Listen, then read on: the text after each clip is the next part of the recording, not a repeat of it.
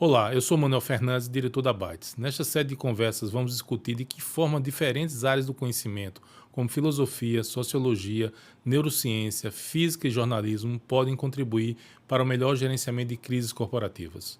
Todas as empresas, em algum momento da sua história, vão atravessar períodos de incertezas. A grande diferença é a capacidade de responder a esses desafios com assertividade e agilidade. Esse é o propósito da série Conversas com Bytes. Aproveite cada episódio e, se precisar falar comigo, é só mandar um e-mail para manuelfernandes@bytes.com.br. Hoje eu vou entrevistar o jornalista Kaique Nani. Muito obrigado. Manuel, obrigado pela oportunidade. Eu posso, talvez, dividir minha carreira em duas fases, né? A primeira atuando especificamente no mundo editorial, como repórter, editor executivo e diretor de revistas, como Veja, Época, Cláudia, Playboy, Os Caminhos da Terra. E uma segunda fase como publisher, diretor de negócios de unidades diferentes do Grupo Abril, como, por exemplo, unidade de publicações populares, femininas, casa e decoração, e como publisher também dos grupos Time Warner e HarperCollins Brasil. Então, Trabalho com internet e com livros também. Então, teve uma hora que você saiu de redação e migrou para o mundo executivo corporativo. Um pé no mundo editorial, porque também o conteúdo estava sob meu comando, e um pé no business, com publicidade, marketing, financeiro também no escopo da operação. Então eu fui, digamos, jornalista estrito sensu num período da carreira e depois jornalista e executivo num segundo momento. Então essa conversa vai ser muito importante, porque eu venho falando aqui com várias pessoas sobre essa experiência que as pessoas adquiriram na sua vida e como é que elas se aplicam à gestão de crises corporativas. Então, eu queria que tu falasse um pouco do livro. Me conta um pouco, como é que surgiu esse livro, o que é esse livro, qual o nome do livro, né? Quando é que vai ser lançado? Tá. Bom, o título é Como Dançar com os Mortos. E o subtítulo é Uma Jornada por 5 Continentes em Busca da Sabedoria Ancestral. E você pode interpretar o título na chave subjetiva, como dançar com os mortos, como o encontro com os ancestrais, não é? A preservação de tradições dos antepassados, o recurso de buscar na sua história, na sua genealogia, as questões mais importantes para decifrar o mundo. Então, essa interpretação na chave subjetiva é válida. Ou você pode também interpretar na chave literal. Porque há em Madagascar, os povos de Madagascar, eles literalmente dançam com seus mortos. Depois de 5 anos que a pessoa morre, o corpo é removido do túmulo, envolto em novos tecidos, amarrado, e a família e os amigos levam o corpo para dançar. Então, essa chave literal também é possível interpretar. O livro é resultado de um grande esforço para entender essas culturas que o Ocidente acha estranhas, acha às vezes incompreensíveis, e enquanto eu atuava, digamos assim, na atividade regular do jornalismo e do mundo executivo, em paralelo eu fazia viagens para conhecer esses povos originários, aliás, muito antes do termo povos originários entrar no léxico popular, né? Eu fazia essas viagens para ter contato com esses povos. Então, o livro tem relatos profundos de pelo menos 23 povos, alguns com muitos detalhes, a maioria deles, outros citados en passant. O livro não é um trabalho acadêmico, tá? É um trabalho jornalístico. O texto é prioritariamente em terceira pessoa. Eu migro para a primeira pessoa quando eu desejo que o leitor observe que aquela cena específica, eventualmente uma cena muito rara, única, eu testemunhei, eu estava lá presenciando. Então eu migro para a primeira pessoa nessas situações, mas normalmente o relato é em terceira pessoa. Eu tenho conversado com muitas pessoas em relação a como é que a gente faz as conexões entre a área de conhecimento dessas pessoas com esse universo da gestão de crise corporativa, que é um pouco o foco dessa edição de Conversas com Bytes aqui. Eu queria que você poderia fazer essa conexão para mim. Como é que você conecta essa tua experiência de se relacionar com povos originários e como é que as empresas podem... Qual a grande lição que você extrai que uma empresa em crise pode aprender com essa tua experiência aqui? Eu acho que há muitas lições. Mas, antes de tudo, é preciso uma observação de que eu não estou propondo que sejam abandonados os scripts tradicionais do mundo corporativo. Não é? A proposta não é esqueça tudo que você aprendeu antes e observe apenas para os ancestrais. Eu acho que há a oportunidade de que a gente olhe para onde não tem ninguém olhando. Então, além do script tradicional, além do protocolo que uma empresa segue, observa, que segundo sua tradição, sua cultura interna, foi estabelecido como um protocolo para a gestão de crises, é possível olhar também para como os povos que preservam tradições ancestrais lidam com crises. E eu tenho a impressão de que, ao fazer isso, o executivo talvez observe nuances que não são normalmente observadas pelo mundo corporativo, né? Por exemplo, entre os povos ancestrais, é muito comum, o primeiro passo é observar o conhecimento estocado. Tá? Que conhecimento a sociedade, a comunidade acumulou durante esse passado, que os antepassados produziram e que nos trouxeram até aqui. Então, o ponto de partida é, olha, vamos olhar primeiro para esse patrimônio construído, para essa caixa de ferramentas que nos foi dada. Você fala que numa transferência para uma empresa tem um conhecimento estocado que numa situação de crise pode ser utilizado para gerenciar essa crise. Perfeitamente. Né? Quais eram os valores dos fundadores, por exemplo? O que postulou o primeiro CEO? Não é? Como que a empresa atuou nas primeiras crises que ela enfrentou? Esse conhecimento acumulado pode ser o ponto de partida para a tomada de decisões. Tá, mas, por exemplo, de maneira equivocada até, às vezes, as pessoas se referem a esses povos que você estudou, esses 23 povos que você estudou, como pessoas primitivas. E, sendo primitivos, eles não tomam decisões complexas. A vida deles eu vou acordar, vou dormir e o dia segue. Você acha que isso é uma visão muito, até, diria assim, preconceituosa em relação a esses povos?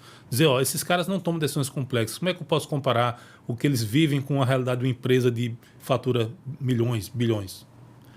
Essa é uma questão excelente, Manuel. E dá a oportunidade para a gente refletir sobre o surgimento desse preconceito, não é?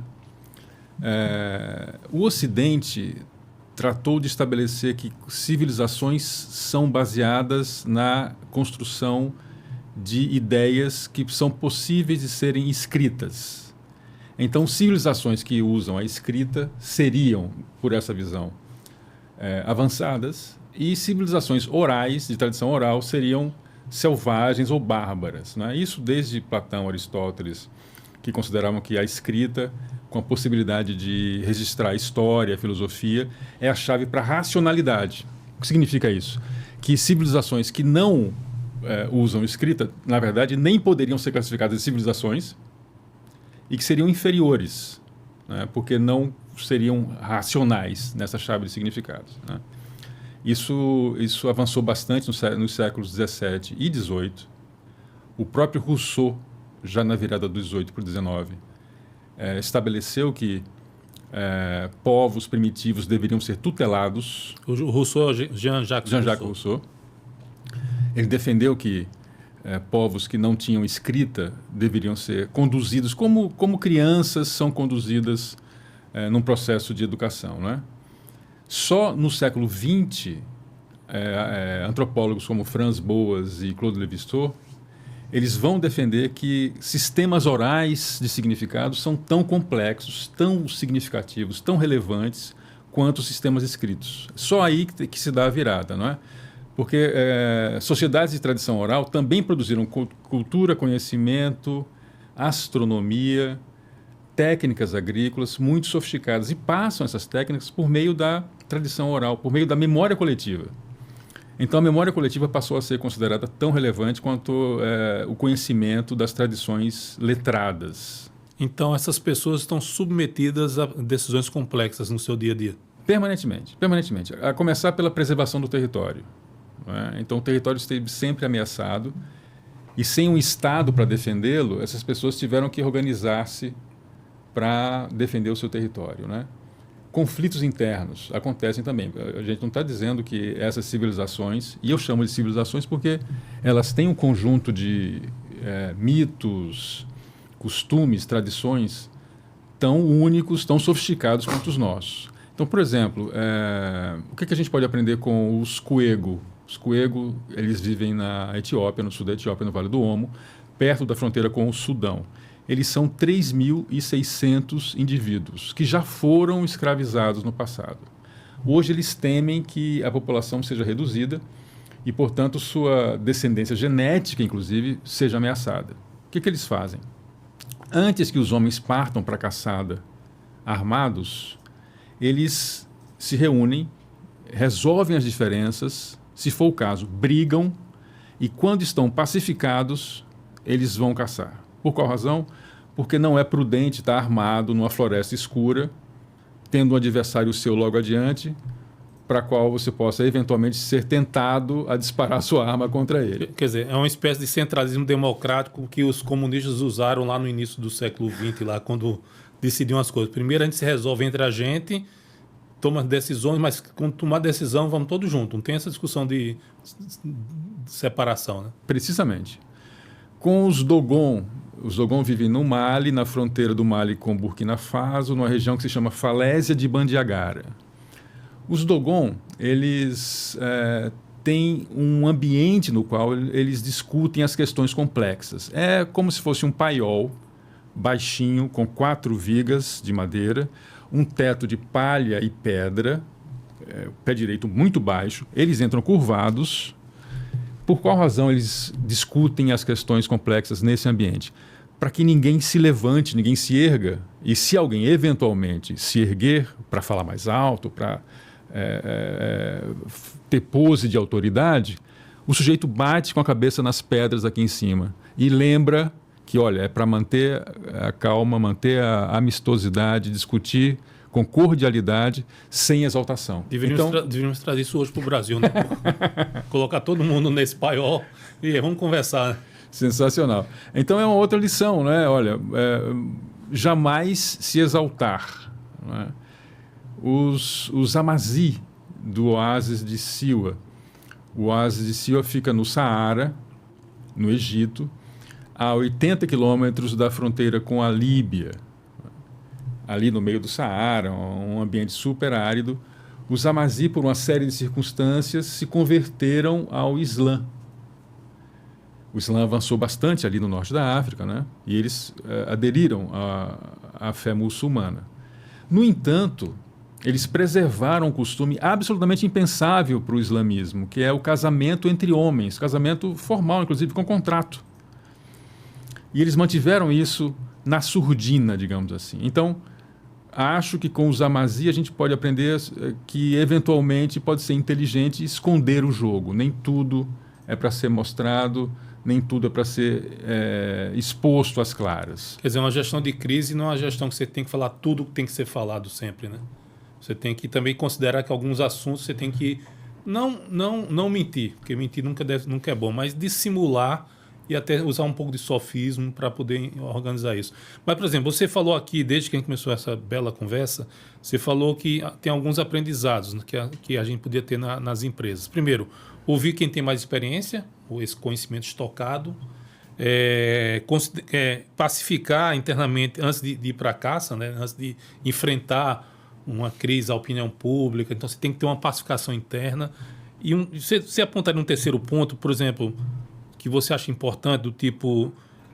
a gente, nas nossas conversas preliminares, você falou dessa questão do... Nem tudo é explicável. Você tem que, às vezes, trabalhar com o intangível, né? Exatamente. Há muitas tradições que os povos originários mantêm para as quais não há uma explicação racional. Isso é muito interessante. A gente fica muito intrigado porque no Ocidente a gente espera que tudo tenha uma explicação cartesiana, não é? Entre os povos de Madagascar são 22 grupos étnicos diferentes, né? Cada um desses grupos mantém o que eles chamam de fadi. As fadis são códigos sociais, comportamentos interditados, tradições, costumes que os grupos étnicos normalmente nem lembram como nasceram, mas eles observam. Os Antanosi, por exemplo, eles exigem que um coveiro, na hora de cavar uma tumba, faça isso sem roupas. É uma tradição que eles acham importante, que é mantida, mas que não se recorda a origem, a razão pela qual isso existe.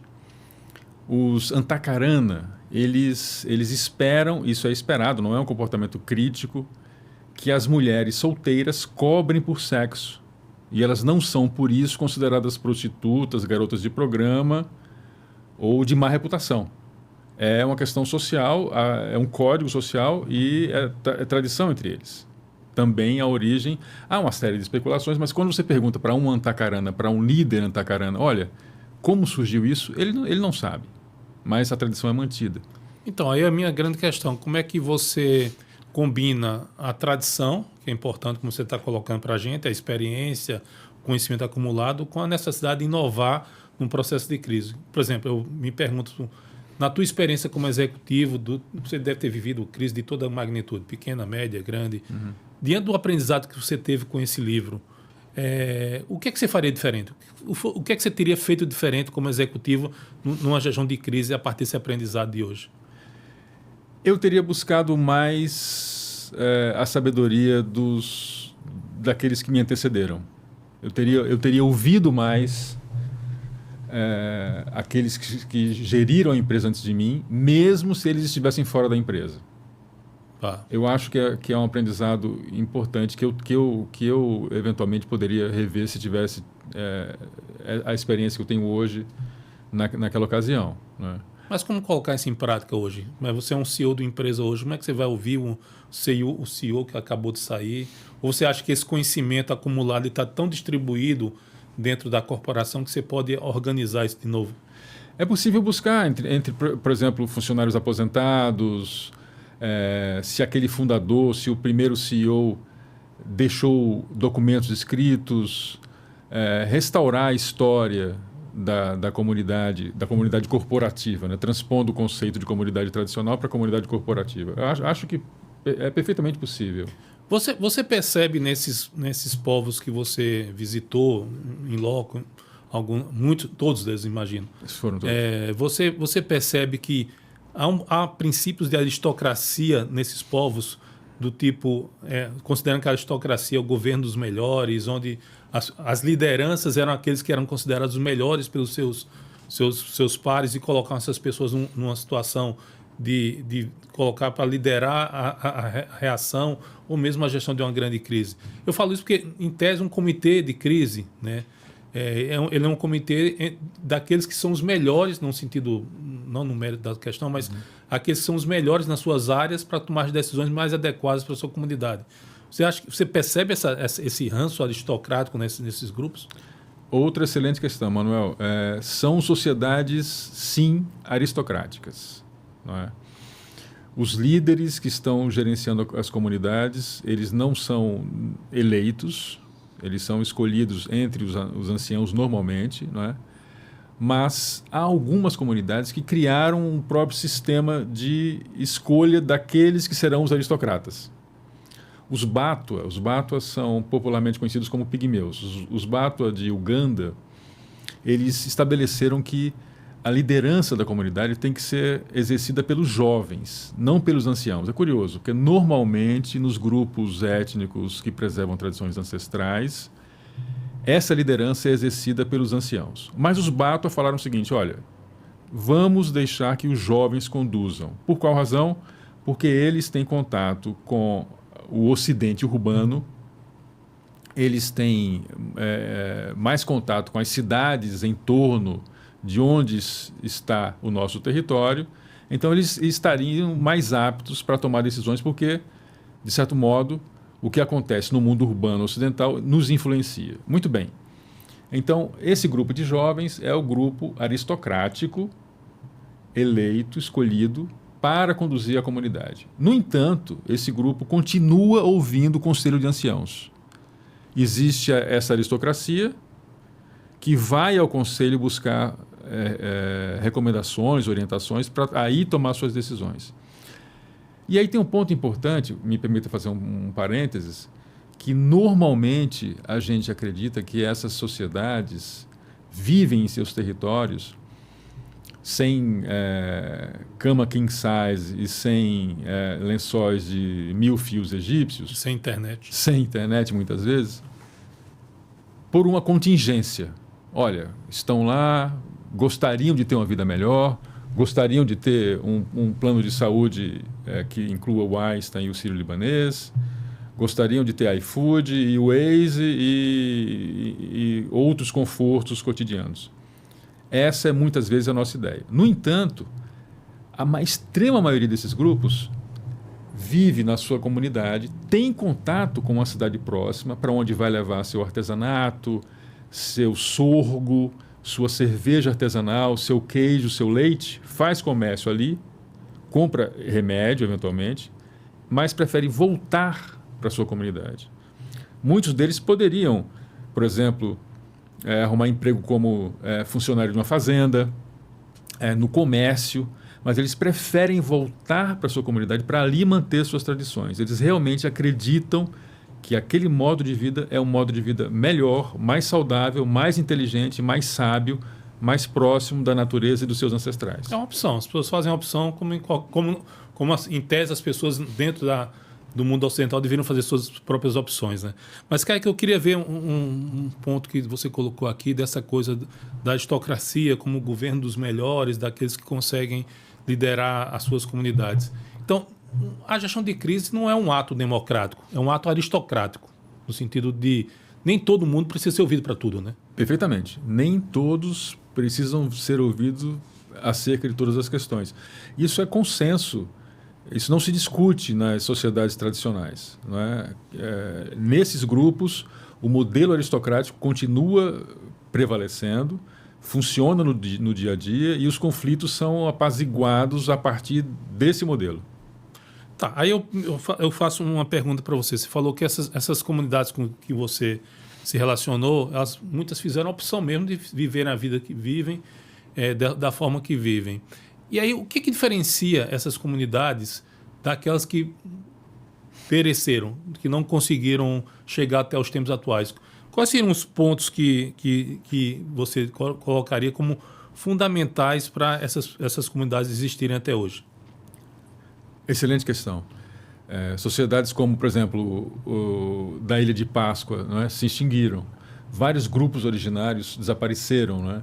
E o que esses que eu visitei e muitos outros que serão objeto dos meus próximos livros têm mantido, né? Qual foi o diferencial?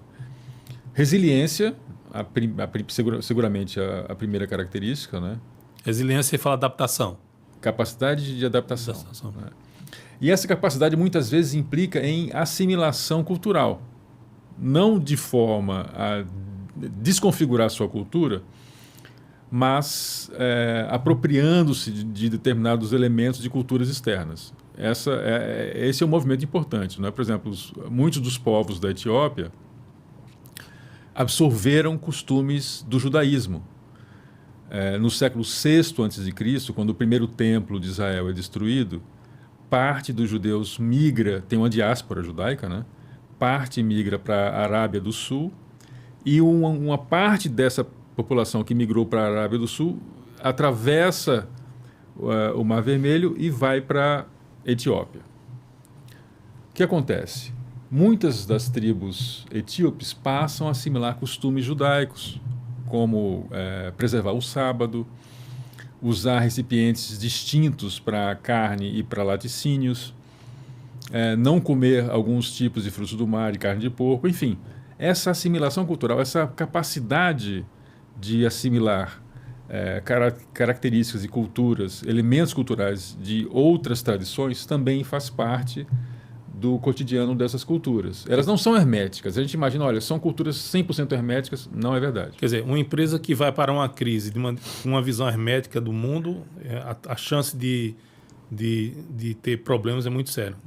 De que o problema se aumenta é muito sério. Seguramente. Então, essa capacidade de assimilar elementos de outra cultura também é um diferencial importante. Eu imagino, por exemplo, que uma empresa que incorpore outra, faça uma aquisição, é uma boa oportunidade para observar, olha, que cultura essa empresa que está sendo incorporada traz, que traços que essa empresa que está vindo para a nossa que são distintos dos nossos traços. A gente pode assimilar alguma coisa, então essa abertura, tendo a acreditar que pode ser também um diferencial importante. Você consideraria que estratégia também é um diferencial dessas culturas?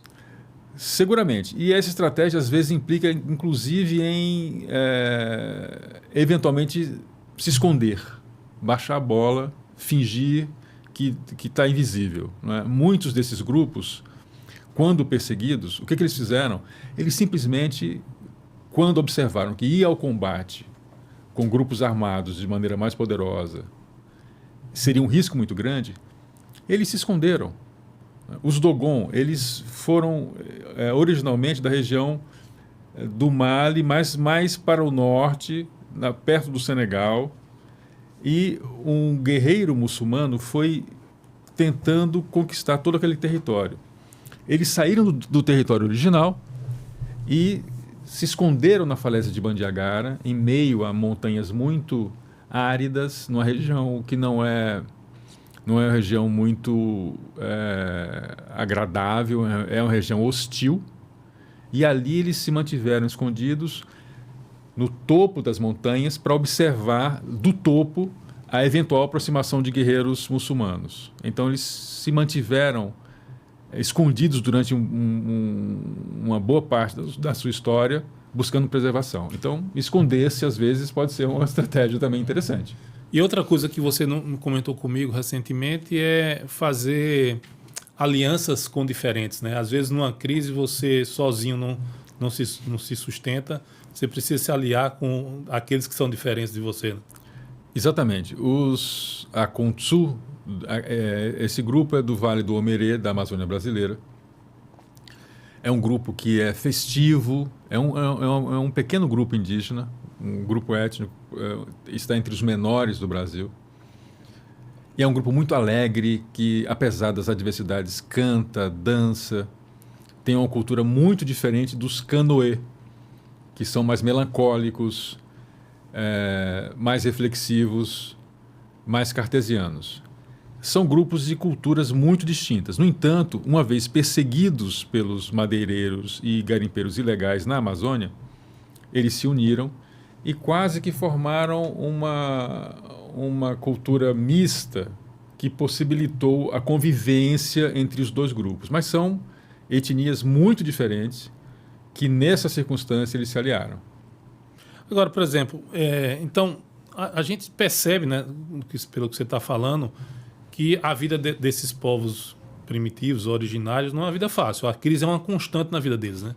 Então, essa ideia que eles têm uma vida tranquila é uma ideia falaciosa, né? A própria preservação do território é muito desafiadora, não é? Porque são grupos que foram ameaçados pelo colonialismo lá atrás, né? Depois houve muitas investidas de religiosos, cristãos e muçulmanos tentando convertê-los. Então, preservar a própria cultura, o próprio sistema de crenças foi muito difícil. E também há, obviamente, conflitos com outros grupos vizinhos, por áreas mais férteis para cultivo, eventualmente por mulheres férteis. Então, chegou a acontecer, e ainda acontece em alguns casos, de sequestros de mulheres em idade fértil por parte de uma tribo que tenha poucas mulheres, vai lá numa tribo vizinha buscar, de certa maneira, para manter sua etnia viva. Então, essa tensão é permanente. É curioso, porque a gente imagina que viver em paz é um dado da realidade. A Europa acreditou nisso até agora há pouco, né? Numa palestra recente, um historiador comentou o seguinte: atenção, Europa, nós estamos de volta à história. A história voltou. E a história é uma história de conflitos, guerra, animosidades, crises. Isso é a história. Então, a ideia de que a estabilidade está instituída foi apenas um gapzinho histórico, mas, de novo, as instabilidades estão no nosso dia a dia. E esses povos vivem instabilidade permanentemente. Secas, conflitos com forças armadas, eventualmente ameaças terroristas. Então, lidar com essas complexidades exige muita inteligência, muita estratégia, muita capacidade de adaptação e muita escuta às vozes dos ancestrais. Quer dizer, então é um pouco sábio uma empresa acreditar que vai ter um nível de estabilidade constante, que não vai enfrentar crise e não precisa se preparar para a crise, né? Perfeitamente. Total. Imaginar que, olha, estamos garantidos que nossos concorrentes estão atrás da gente, que o mercado está consolidado, nossos clientes estão satisfeitos, nossos fornecedores fazem um bom preço para os nossos insumos. A paz é sempre instável e, na verdade, assim, não há paz. Há pausas, pequenas pausas entre muitas guerras. A paz é sempre temporária. Agora, você trabalhou, acho, por mais de 30 anos nesse mundo corporativo, como eu falei, foi jornalista de redação, um jornalista brilhante, fez matérias, reportagens importantes para a história do país, especialmente na época do governo Collor, no qual você descobriu um conjunto de informações que foram traduzidas para a opinião pública pela Veja, onde você trabalhava. E você agora tem trabalhado muito como consultor de grandes empresas. Nessas tuas conversas com teus clientes, quem você acha que deve abraçar essa visão que você traz em relação à gestão de crise?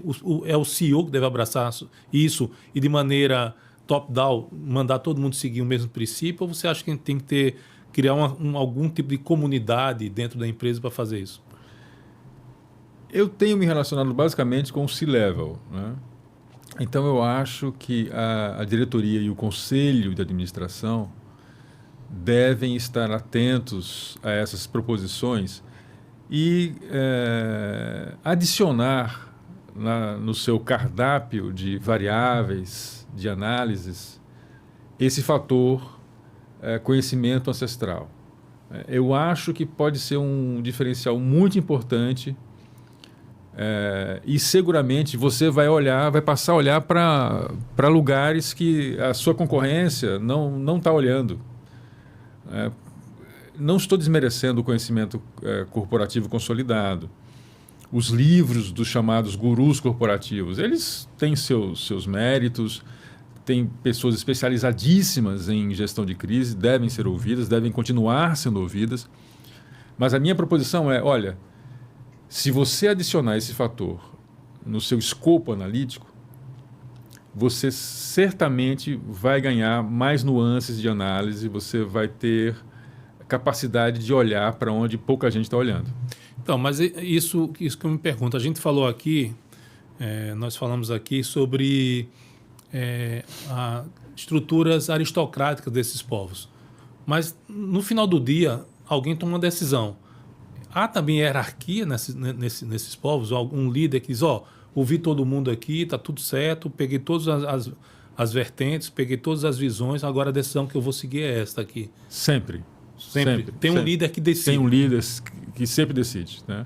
Entre os Dogon, por exemplo, tem um cargo que se chama Rogon. O nome do grupo étnico é Dogon com D de dado, e o Rogon é o líder com H de homem. E o Rogon é a pessoa a qual a comunidade busca para decidir quando há impasses, né? Eu acompanhei a peregrinação de um feiticeiro Dogon que não queria seguir uma tradição instituída pela comunidade e só o Rogon poderia autorizar que ele rompesse essa tradição. Nós caminhamos durante um dia e meio por várias montanhas, ali na região da falésia de Bandiagara, até chegar à caverna onde o Rogon atende as pessoas para lidar com essas questões complexas, e lá é ele que tomou a decisão. Já tinha ouvido as pessoas, já tinha ouvido os anciãos, mas a decisão foi dele. Então, sim, na maioria dos casos, uma pessoa, depois de considerar a opinião do conselho, depois de considerar a opinião da classe aristocrática, uma pessoa toma a decisão. É porque liderar não é convencer, né? Liderar é tomar algum tipo de atitude. Fazer escolhas e, às vezes, escolhas muito difíceis. Exatamente isso. Você não lidera por convencimento, né? Deixa eu te perguntar uma questão importante. Se você hoje estivesse sentado na cadeira de CEO, né, que você já ocupou em alguns lugares, você montaria um comitê de crise com que configuração? Você chamaria o assessor de imprensa, o jurídico? Como é que seria esse teu comitê de crise? Como é que seria o comitê de crise de Kaique após o livro, né? Após o livro Como Dançar com os Mortos? Bom, além das figuras clássicas que a gente convidaria para um comitê desse, como você falou, né?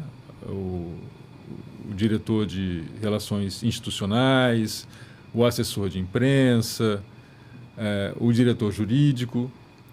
Eu convidaria também um ex-CEO, por exemplo. Né? Alguém que tenha, um funcionário antigo que tenha a memória do fundador da empresa, que já trabalhou com o fundador da empresa. Então, eu buscaria a participação de pessoas que eventualmente nem estivessem mais na empresa, mas que guardassem a memória ancestral, digamos assim, da empresa. Acho que esse componente poderia ser bem relevante. Lá na base a gente gerencia muita crise, né? Então a gente, depois de 19 anos de operação, crise também se tornou algo muito importante para a gente. E às vezes eu fico vendo numa crise que há muita energia gasta em questões periféricas. Você acha que esses povos têm, como eles não têm tantos recursos em tese disponíveis, eles sempre focam naquilo que é mais importante, né? Sempre no essencial. Tudo que é periférico fica para depois, não se discute no momento de crise, o foco é 100% no que é essencial.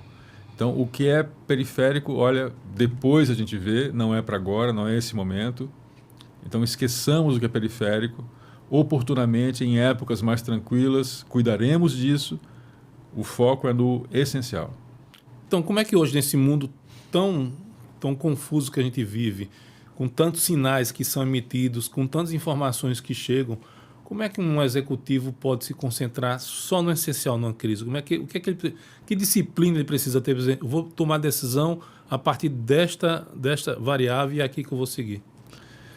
Eu acho que aí talvez a gente deva abordar um tópico importante que os povos originários preservam, que é a atenção ao imaterial. A imaterialidade pode ser tão relevante quanto as questões subjetivas, as questões objetivas, quero dizer. No Butão, você tem contato com grupos étnicos que preservam uma tradição ancestral deles que é chamada de a grande sabedoria, né? Que basicamente busca acalmar a mente e buscar a elevação por meio da meditação permanente e da tentativa de um encontro com o transcendental, né? Eu acho que é um caminho que possibilita o foco, porque você busca esse foco a partir da conexão com o imaterial. Não estou defendendo que um executivo se converta a uma religião, não é isso, mas é possível observar essas tradições para acalmar um pouco a mente, baixar a bola, manter tranquilidade, esquecer o que é periférico e sim focar no essencial. Penso que é um bom caminho. Essas decisões desses povos que você conheceu são tomadas de maneira apaixonada? São decisões assim assoberbadas, apaixonadas, que às vezes podem turvar a visão? Eu vejo muita racionalidade entre esses povos, sabe? Então, eu não conheço nenhum caso em que a intempestividade motivou uma decisão coletiva. Eventualmente, você tem no grupo pessoas intempestivas, claro. Ótimo. Mas essas pessoas são normalmente contidas pela comunidade e pela liderança. A liderança evita a intempestividade e toma decisões com muita sabedoria, muita tranquilidade, muito pé no chão. Então, mesmo em momentos que, assim, o adversário está ali do lado, né, o grupo terrorista está ameaçando, o exército nacional está limitando o território, eles buscam com tranquilidade enfrentar essas adversidades. Porque às vezes que eu me deparo em gestão de crises, às vezes eu percebo que às vezes as pessoas esquecem de como a realidade é construída, né? Parece que esses povos não, eles entendem como é que a relação deles com a realidade, né? A relação deles com a realidade é muito próxima da relação com a natureza, né? E aí tem um dado importante que é o fato de que esses povos eles não dividem a vida em compartimentos como a gente, né? A gente divide, olha, isso aqui é trabalho, aqui é a vida civil, aqui é a família, aqui é a religião, né? A gente tende a compartimentalizar a nossa vida, né? Para eles, tudo é uma coisa só.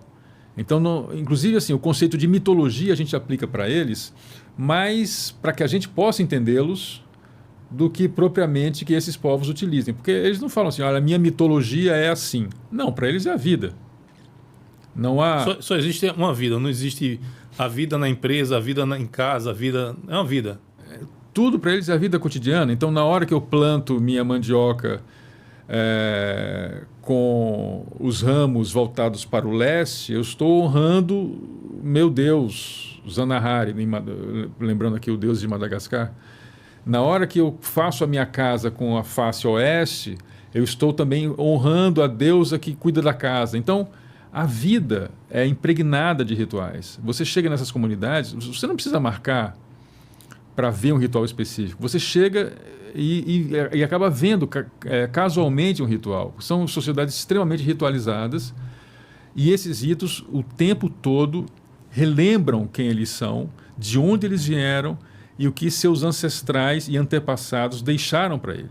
Mas como é que eles lidam com questões como os ocidentais, como nós lidamos? A felicidade, a angústia, a ansiedade, o medo, como é que lidam com isso? Olha, a rigor, nem há essa pauta. Não há, digamos assim, a pauta psicanalítica da parte desses povos. Assim como eles lidam com a vida cotidiana dessa maneira ritualizada, essas questões que também existem, não é?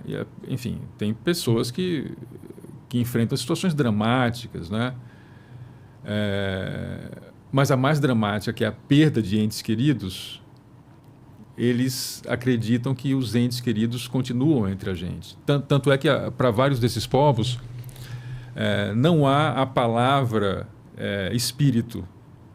A pessoa que morreu continua sendo uma pessoa. Então, eles consideram que aquele ser, aquela entidade, aquela pessoa continua entre eles. Então, quando você não é que não precisa lidar com a perda, você lida com a perda, mas ao mesmo tempo com a crença de que as pessoas que se foram continuam entre a gente, tem um certo conforto que atenua a ansiedade. Quando você está doente e sabe que vai morrer, ao mesmo tempo você sabe que se tornará um ancestral reverenciado. Então, há uma compensação quase que imediata para as adversidades, para as dores da vida. A morte não é uma questão, né? Porque, na verdade, você continua presente na vida das pessoas, né? E, em muitos casos, a morte é o principal evento da vida. Para vários desses povos, os Toraja, por exemplo, eles chegam a gastar no ritual funerário $70 mil. É muito mais do que eles gastariam num... Esse eu presenciei, um ritual que custou $70 mil. É muito mais do que eles gastam, por exemplo, numa festa de casamento, ou de formatura, ou de, sei lá, 15 anos eles não fazem festa de 15 anos, né? Mas a festa mais importante é o funeral. Em Madagascar, o evento mais importante da vida é a morte, quando você vai se tornar um ancestral reverenciado. Os gregos diziam que você só sabe se teve uma boa vida depois de morrer, né? Então, que até o último dia da sua vida você pode acontecer alguma coisa, alguma tragédia. Então, a morte é uma coisa interessante.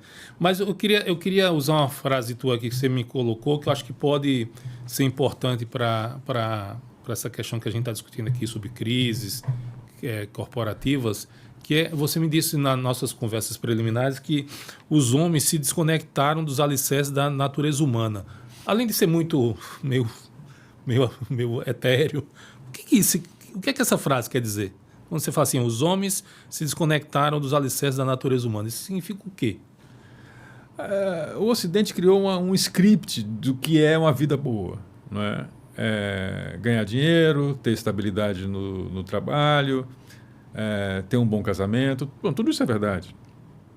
Agora, os alicerces são realmente esses? Será que os povos originários não demonstram para a gente quais seriam os verdadeiros alicerces? A conexão com a natureza, a observância dos valores imateriais, a consideração do que é transcendente. Será que o transcendente está tão distante assim? Ou será que, melhor ainda, será que em vez do transcendente a gente não deve considerar o imanente? Que o transcendente está fora da gente. O imanente está entre nós. Não é? Então essa imanência é algo que os povos originários, que as sociedades tradicionais, os grupos étnicos que preservam tradições milenares, têm permanentemente entre eles. Mas como é que você defende esse conceito que você está colocando aqui, da imanência? Basicamente, quem foi embora, quem nos deixou, não realmente nos deixou, está entre nós. E, em tese, eu posso transportar isso para dizer assim, o conhecimento que já existiu na empresa não é inútil, ele é um conhecimento que eu posso me aproveitar disso. E não estou dizendo que eu vou travar qualquer processo de inovação, de mudança, mas eu tenho que entender por onde eu cheguei, né? Claro. E jamais ignorar esse conhecimento, jamais ignorá-lo, não é? Não imaginar que a empresa começou anteontem e que eu tenho as grandes ideias e quem veio antes de mim apenas pavimentou a estrada para que eu possa brilhar. Não, quem veio antes de mim tem uma relevância tremenda. E por isso eu até começo o livro com uma epígrafe do povo Dani da Nova Guiné, da ilha da Nova Guiné. O provérbio Dani é o seguinte: o espírito que veio antes de ti ainda caminha à tua frente. Entendi. Kaique, esse livro você vai lançar, é aqui, né, que eu mostro aqui. Você vai lançar esse livro agora em outubro, né? Vai ser um lançamento que imagino que vai ser um lançamento bastante festivo. Mas o que é que você pretende fazer depois do livro? Você pretende dar palestras? Você pretende organizar grupos e viajar com esses grupos de empresários ou de pessoas interessadas no tema pelo mundo afora, mostrando que o mundo é mais simples do que as pessoas imaginam? Quais são os teus planos? Tá. O livro já está em pré-venda na Amazon, será lançado no dia 9 de outubro na Livraria da Vila, da Fradique Coutinho, aqui em São Paulo.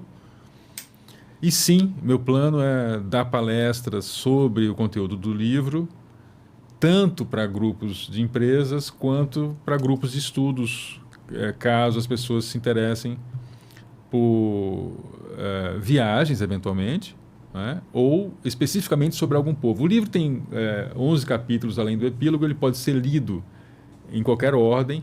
Então é possível, por exemplo, que você tenha interesse sobre um povo específico. Olha, eu quero estudar mais sobre os Toraja.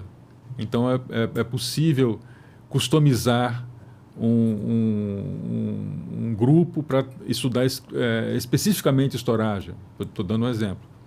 E sim, é uma excelente ideia organizar grupos para viajar e conhecer alguns rituais desses povos. Então, o livro não é um livro de ficção, é um livro de reportagem. Você fez uma grande reportagem ao longo desses 30 anos que você colheu informação sobre esses povos e trouxe para cá. Então, eu não vou me deparar com pensatas, vou me deparar com dados, com números, com histórias que são reais e que ainda estão acontecendo. Exatamente. Não é um livro de ficção de modo algum. Também não é um livro acadêmico. Eu dialogo com conteúdos acadêmicos, a bibliografia é imensa. Eu recorri, sim, a teses, a estudos, mas é um livro de pesquisa in loco. Eu fui a cada um desses povos, eu estive com cada um desses grupos étnicos. Essas sociedades tradicionais, eu realmente presenciei rituais, costumes, entrevistei os líderes, pude conviver com eles. Então, é uma experiência de campo. Agora, ao mesmo tempo, me permiti, em alguns momentos, fazer algumas pensatas, né, a partir da sabedoria que eles apresentam, que esses grupos apresentam, e a partir das minhas percepções também. Eu não neguei o olhar ocidental. Então, quando houve algum estranhamento, eu tento deixar para o leitor essa experiência que eu imagino que o leitor também teria. Caso ele se aproximasse de um ritual específico, ele se surpreenderia, como eu me surpreendi. Então, na hora de tomar uma cerveja artesanal fermentada com saliva, eu imagino que o leitor ficaria surpreso. Eu também fiquei surpreso, embora não tenha recusado a experiência. Eu tomei a cerveja artesanal fermentada com saliva. No momento em que guerreiros Mursi, no Vale do Omo, na Etiópia, me recebem nus, armados com o Kalashnikov, é claro que eu me senti ameaçado. Então, eu relato esses episódios, me permito expressar a minha surpresa e faço considerações a esse respeito também. Então, eventualmente, não sempre, mas eventualmente chegou a caber algumas pensatas ao longo dos capítulos. Perfeito, Kaique. Eu te agradeço muito por essa nossa conversa. Conversar sempre é muito bom. Essa é a essência desse podcast que a gente está fazendo aqui. A gente já falou com o Andrei Venturini, que é um professor, um PhD em filosofia, está conversando com você hoje. A gente está conversando com vários especialistas nessa área. Só tenho a agradecer. Desejo sorte no livro e espero que as empresas peguem alguns ensinamentos de você para gerenciar melhor a crise. Obrigado. Obrigado a você. Foi muito legal.